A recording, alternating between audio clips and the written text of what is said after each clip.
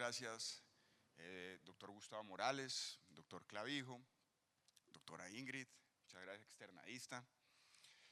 Lo primero que quiero hacer es felicitar a los finalistas en el Moot Court que se realizó este año, que terminó, perdón, el año pasado, en el que estaba la Universidad FIT, que hizo una gran labor, y por supuesto a los que ganaron de la Universidad Externado de Colombia, a Santiago Castillo, a Valentina Larrota, que luego de un ejercicio muy valioso obtuvieron el primer puesto y así los beneficios incluidos asistir a este evento.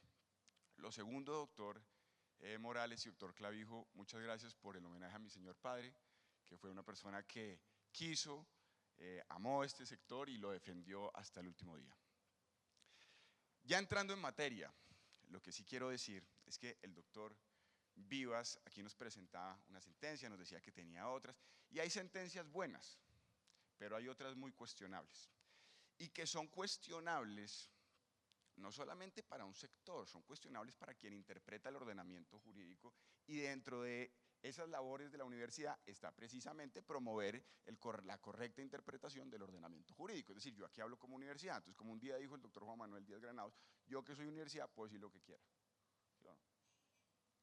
Entonces fíjense una cosa, yo creo que hay decisiones absolutamente cuestionables como la decisión del tribunal de esta encantadora ciudad del año pasado en la que se atacó la subrogación en materia del seguro de cumplimiento.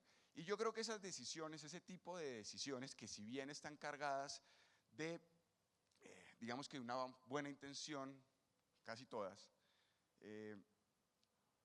a veces comprenden desconocimiento de los aspectos técnicos del contrato de seguro, desconocimiento de los aspectos jurídicos del contrato de seguro. Creen que porque conocen 4 elementos, entonces ya conocen todos los tipos y entienden todos cómo operan todos los tipos de seguro.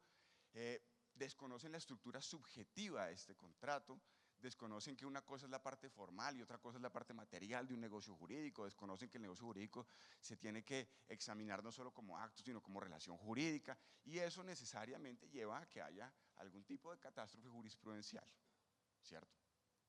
Entonces, esta subrogación que se ha atacado desde todos los puntos de vista, que hay quienes creen que la subrogación se debería abolir en la medida en que es un enriquecimiento sin causa, u otras que atacan la subrogación en cumplimiento, o a lo que me quiero referir, a quienes no reconocen los intereses moratorios en la subrogación con ocasión del pago y siempre que haya mora, creen que están protegiendo a alguien distinto al asegurador. Resulta que, claro, si se reconoce los intereses moratorios, pues hay una plata que le entra al sector asegurador. Pero lo que no saben es que el principal beneficiado de que haya subrogación, de que haya recobro y de que incluso se reconozcan esos intereses moratorios es el consumidor del futuro. Ese es el principal beneficiado, ¿cierto?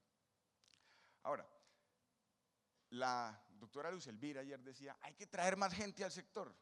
Claro, pero es que eso se vuelve difícil con ese tipo de decisiones, por el impacto que tiene en el consumidor del futuro, que digan que no va a haber subrogación o que hay una subrogación limitada.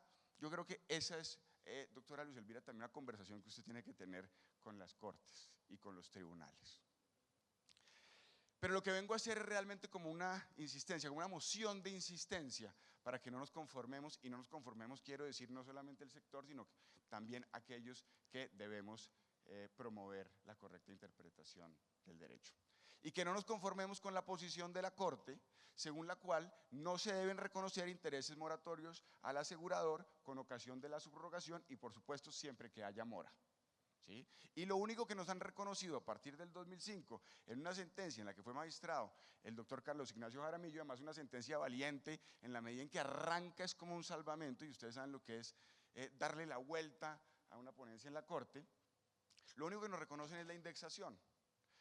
Pero yo creo que no podemos permitir que se perpetúe esa postura de la Corte, no solo por el impacto económico que tiene para aseguradores y en consecuencia para futuros consumidores, sino porque jurídicamente yo creo que no tienen razón.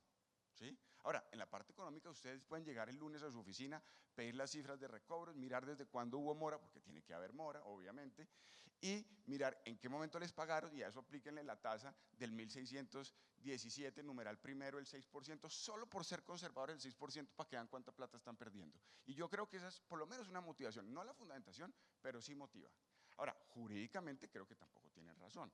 Pero aquí lo primero que hay que hacer es diferenciar dos cosas. Hay unos intereses moratorios relacionados con la subrogación que se causan antes del pago del asegurador. Esos intereses moratorios que se causan antes y que son producto de la mora del asegurador, pues estamos de acuerdo con la Corte Suprema en su decisión del 2024, en la que señala que esos intereses no se deberían poder recobrar en la medida en que si son producto de la mora, pues eso sería tanto como primero desconocer el alcance de la subrogación y segundo, permitir que el asegurador se beneficie de su propia conducta reprochable. Entonces, si el asegurador se demoró pagando, ¿sí?, después no puede ir a recobrar eso. En eso estamos de acuerdo. Pero eso es distinto a cuando los intereses moratorios se causan con posterioridad al pago del asegurador. Y esos son, y por supuesto que haya mora, y esos son los intereses moratorios que no ha querido reconocer la Corte. Y no ha querido reconocer la Corte, pese a que el profesor Efrenosa decía que sí se debían reconocer, pese a que el doctor Hernán Fabio López decía que sí, el Consejo de Estado lo reconoció, en las memorias de Acoldese, por ahí está la doctora Carmesa, en las memorias de Acoldese en los años 80 también se indicó que se debían reconocer esos intereses moratorios. Ayer el doctor Bernardo Salazar hablaba sobre el impacto que tenía en el arbitraje la aplicación correcta del fundamento civil en la subrogación, por lo tanto creo que también está de acuerdo con esa postura, si no me cuenta, pero creería que sí, porque la interpretación que tiene él es la misma que tengo yo. Y pese a eso lo siguen reconociendo. Entonces, ¿qué pasó? Que nosotros nos quedamos quietos en el 2005, felices con la indexación, y resulta que varias cosas han pasado desde allá. Lo primero que ha ocurrido es que el 6 de marzo de 2023, la Corte, el Alto Tribunal de Brasil, reconoció de manera expresa intereses moratorios para el asegurador, aquellos que se han causado con posterioridad al pago, y lo hizo de manera expresa para el asegurador. ¿Cuál fue la motivación? Simplemente servirse del fundamento civil, simplemente servirse del derecho común. Ellos lo que dicen es, yo no necesito ninguna disposición normativa especial porque en el derecho común ya tengo la respuesta. Ahora, ha pasado otras cosas en otros países, no de manera expresa en materia de seguros, pero sí en la regla general de derecho civil. Por ejemplo, en el 2005 la Corte francesa señaló que quien se subroga tiene derecho no solo al capital, sino que también tiene derecho a los intereses moratorios. Después, en el 2016, con la reforma del Código francés, el mismo código señala que quien se subroga tiene derecho a capital y a los intereses moratorios que se causan con posterioridad al pago. Entonces uno podría decir, ah, no, pero es que allá la Sala de Casación lo dijo porque ya tenía una disposición normativa que lo decía. Pues no, por una razón simple. La sentencia de la Corte Francesa es de 2005 y la reforma es de 2016. ¿Sí? Es decir, la jurisprudencia francesa señaló eso con la disposición vieja, con la norma vieja, la misma que nos llegó a nosotros y que pasó por Chile. Ahí no está la doctora Stephanie, pero es la misma, ¿sí? El mismo 1612 chileno.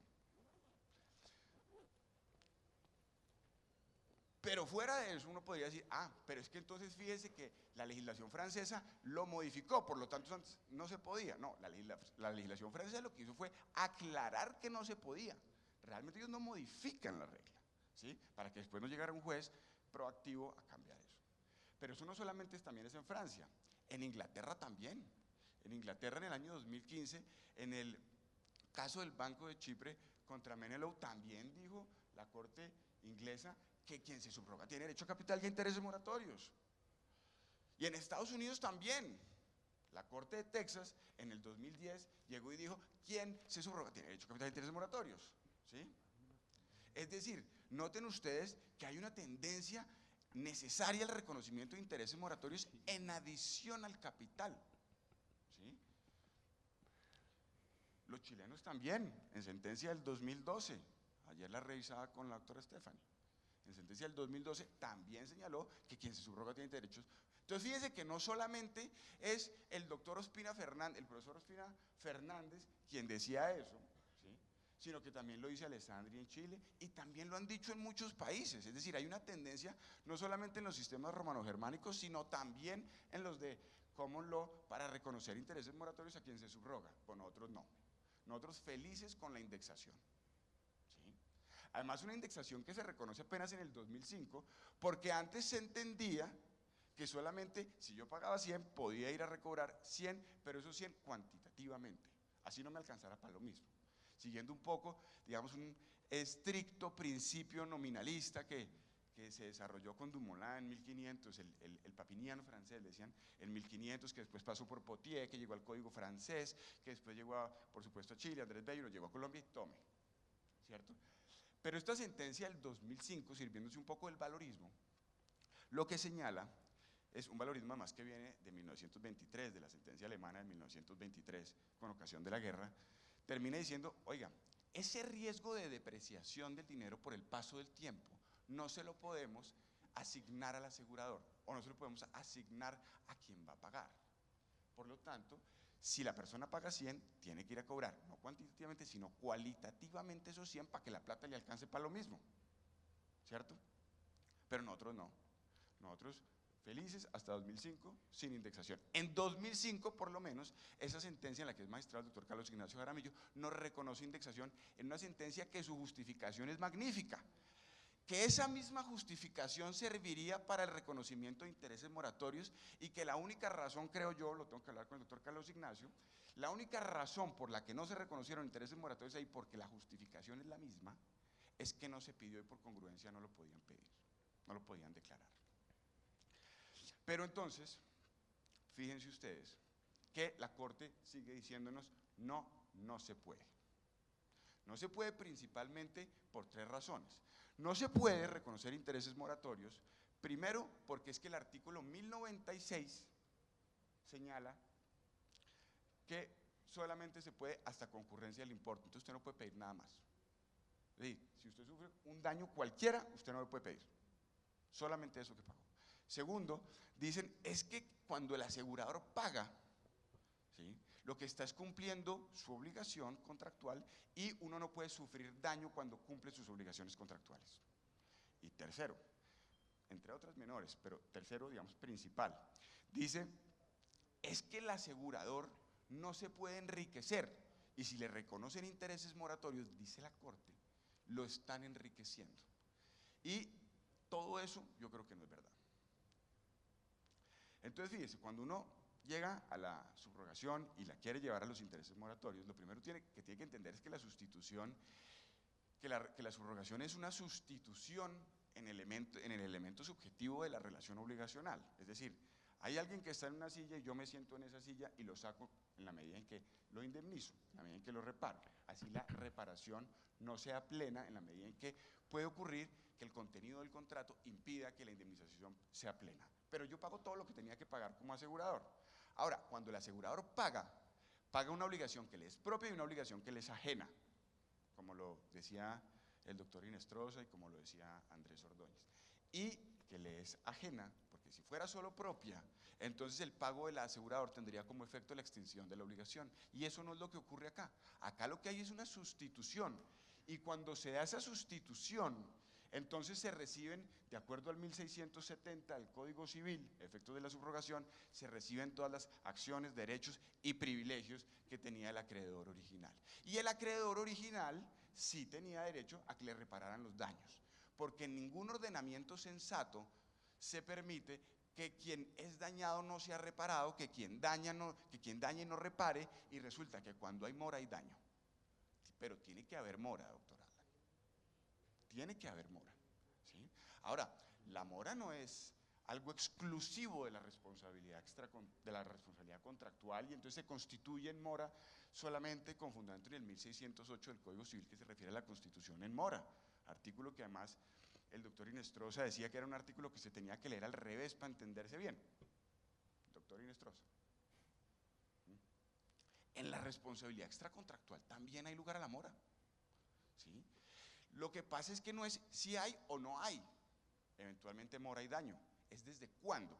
Pero ayer también lo decía la doctora Pilar Galvis, ahí realmente el desde cuándo es distinto, porque desde el 2011 la jurisprudencia de la Corte ha señalado que en materia, ha confirmado que en materia de responsabilidad civil extracontractual también hay lugar a mora y por lo tanto se debe servir del mecanismo natural para reparar ese daño que se produce por la mora, que son los intereses moratorios en las obligaciones dinerarias. Lo que pasa es que el desde cuándo varía, porque ya no es con el 1608, ahora se requiere de una determinación judicial del monto, se requiere de una orden que toma la forma de condena y por supuesto se tienen que seguir las reglas del 1617 del Código Civil, ¿cierto? Pero y ayer me decían, oiga, pero es que lo que uno tiene que analizar es si el acreedor original tenía derecho a eso. Dígame, ¿cuándo un acreedor, una persona que es dañada no tiene derecho a que la reparen?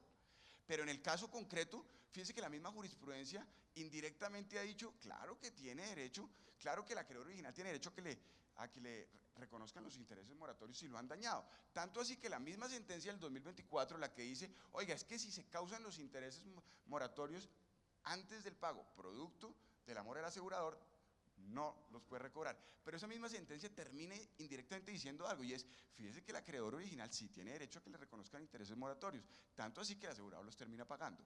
Otra cosa es que no los pueda recobrar, pero fíjese que el acreedor original sí tiene derecho a que le reconozcan intereses moratorios si hay daño. Entonces, si yo me estoy sentando en esa silla, ¿cómo es que yo no tengo derecho? O sea, me trasladan a acciones, derechos, privilegios, salvo el de aquel relacionado con la reparación de los daños. Eso claramente no podría ser una interpretación sensata del ordenamiento, ¿sí? Entonces, ¿por qué sí? ¿Por qué sí se deberían reconocer? Porque es que lo primero que uno tiene que tener claro es que ese 1096 del Código de Comercio no es una disposición completamente aislada del fundamento civil, ¿sí? Ese 1096, como ayer también lo decía el doctor Bernardo Salazar, es tan solo una especie, entre muchas otras, del pago por subrogación previsto en el artículo 1666 y siguientes del Código Civil. Y fíjese, el 1668 del Código Civil señala que son eventos de subrogación todos aquellos que contemplen las leyes, entre otros los que están señalados ahí. Y resulta que el 1096 es uno de esos, de entre otros, que comprende ese 1668, porque ese 1668 no es una lista taxativa, es tan solo una enunciativa, es decir, hay otros por fuera de ese 1668, como el del 1096, y por lo tanto los efectos de la subrogación civil se tienen que extender a la subrogación en materia de seguros. Además de eso, cuando dicen, es que fíjese que el 1096 no lo permite, puede que sí se sirva de la regla civil, pero es que el 1096 lo limita, porque dice hasta concurrencia del importe. Claro que sí, pero respecto del capital. Pero eso no significa que si después usted, con ocasión de la mora, sufre un daño, no se lo puedan reparar. Porque es que la función de los intereses moratorios es reparar un daño, a diferencia de los remuneratorios, ¿sí? Y repito, si a usted lo dañan de conformidad con el derecho de daños, lo tienen que reparar si el daño es antijurídico. Y cuando hay mora, hay daño. Y el mecanismo para reparar ese daño son los intereses moratorios en las dinerarias, ¿cierto? Pero es que no lo dice, es que no lo tiene que decir. Es que lo que usted tiene que hacer es interpretar. Fíjese, por ejemplo, las obligaciones solidarias, en ningún lado se dice que dentro de la relación interna de la solidaridad, el deudor que pagó la totalidad no puede ir a cobrar intereses moratorios. Y aún así la jurisprudencia ha dicho, claro que sí. El deudor solidario que paga todo, después dentro de la relación, y extingue la relación externa, después dentro de la relación interna de la solidaridad puede ir a cobrarle según el interés de cada uno y puede pedir el capital. Y si no le pagan oportunamente, tiene derecho a que le reconozcan intereses moratorios. Y la regla no lo dice, pero hay que interpretarla, ¿sí? Ahora, también dicen, es que fíjese que, y lo dijo un supervisor por ahí, en un concepto por ahí, decía, es que el asegurador no se puede beneficiar de una indemnización plena. Entonces, eso significa que no puede pedir que le reparen daños. Esa es la descontextualizada más grande de la sentencia del 2005 del doctor Carlos Ignacio Jaramillo. Lo que quería decir la sentencia es que en el evento en que haya un pago total de la obligación del asegurador, pero que no responda a reparar la totalidad del daño, ya sea por ejemplo porque había un valor asegurado que limitaba su pago. Eso significa, lo que quería decir es, yo pago 100, pero si la magnitud del perjuicio fue 200, yo no puedo ir a cobrar 200 simplemente porque los debe. Sí, debe 200, pero a mí solo me debe 100. ¿De acuerdo? Entonces, no se puede descontextualizar. El otro argumento grande, que es que cuando usted cumple con su obligación contractual no puede sufrir daño. Y eso también es un error muy grande, entenderlo así, porque es que están mezclando supuestos con efectos. Porque una cosa es que usted paga y la consecuencia es que por ministerio de la ley usted se subroga y asume la posición del otro. ¿Sí? Asunto distinto es que usted constituye en mora y que con ocasión de eso se cause un daño que tiene que ser reparado con los intereses moratorios. Pero usted puede incluso pagar, subrogarse y no necesariamente haber daño, porque no hay mora. ¿Sí? Por lo tanto, no se puede mezclar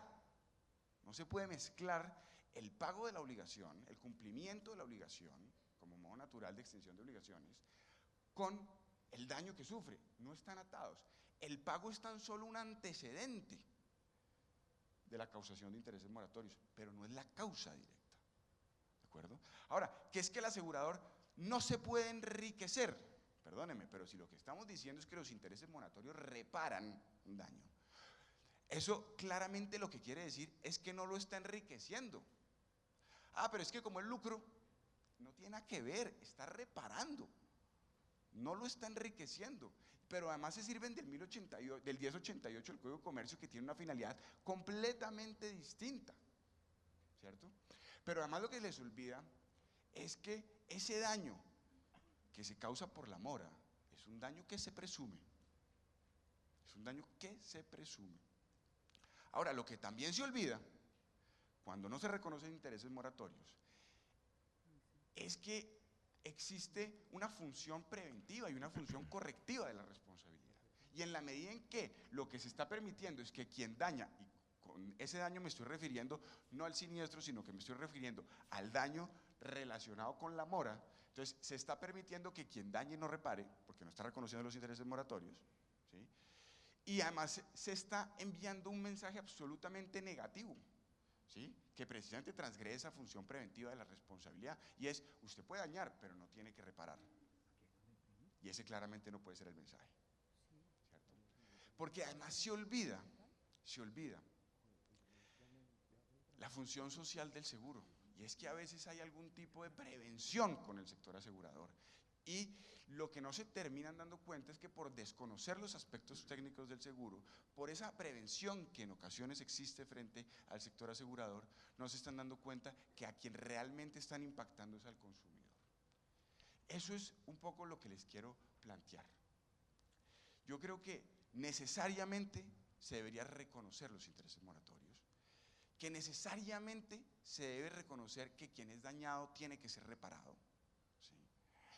Pero, doctor Gustavo, doctor Clavijo, yo creo que este tipo de discusiones no pueden quedar acá. Yo lo invito, le ofrezco la Universidad Externado para cuando usted lo quiera, para conformar realmente, no sé, un grupo que permita construir, digamos, un movimiento en favor de la subrogación por el impacto que tiene, ¿sí? Ahora, a mí me pueden criticar y pueden decir, mire, yo no estoy de acuerdo con lo que dijo en tal minuto, o en tal minuto, o en tal minuto, y perfecto, yo lo asumo con total humildad. Ahora, de paso les toca también criticar a la Corte brasilera, a la francesa, a la inglesa, a la de Estados Unidos, a Frenosa, a Ospina Fernández, a Alessandri, a todos, ¿sí? Porque aquí todos están de acuerdo al parecer, ¿sí? Menos la Corte. Eso era un poco lo que les quería contar. Muchas gracias, doctores.